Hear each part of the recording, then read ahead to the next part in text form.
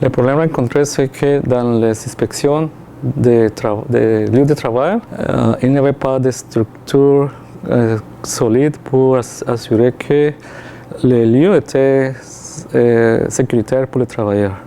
On a commencé avec des inspections individuelles, mais ça n'a pas marché vraiment. Là, l'idée nous est venue de faire des groupes.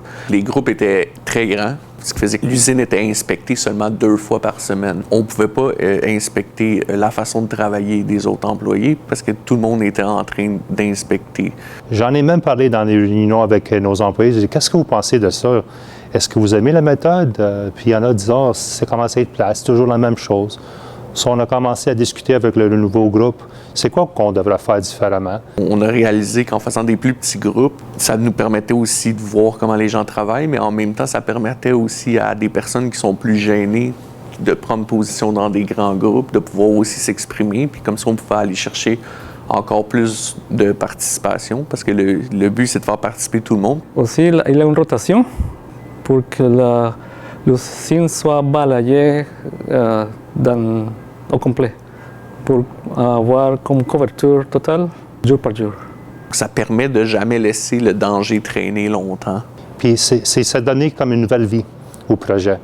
C'est ça pour la sécurité, il faut le garder en vie. L'idée qu'on a eue de faire inspecter des départements par des personnes qui ne travaillent pas dans ce département-là, c'était d'avoir un œil nouveau sur notre façon de travailler. La personne qui inspecte et la personne qui se fait inspecter, je pense que les deux gagnent dans cette situation-là. Je trouve que c'est excellent parce qu'on a eu beaucoup de participation et beaucoup de good catch. Le Good Catch, c'est un programme de récompense qu'on donne aux employés qui apportent des nouvelles vues sur des problèmes, sur des risques, des choses qui étaient passées en dessous du radar pendant longtemps. Chaque mois et demi, on fait une réunion du groupe Santé-Sécurité. Puis les bons catchs qui ont été rapportés dans le dernier mois, ils sont affichés.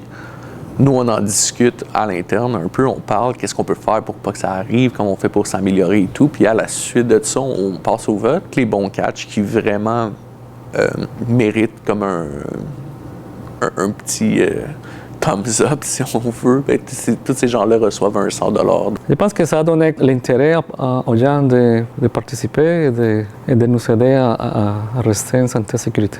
Bien, j'ai toujours des bons commentaires. Les gens, ça leur fait plaisir de savoir qu'ils sont écoutés. Ça les rassure quand ils font un commentaire, d'avoir un feedback aussi assez rapide.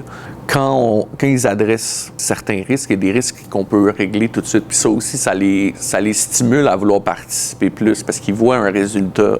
Les solutions sont rapportées souvent par les personnes qui ont trouvé le risque.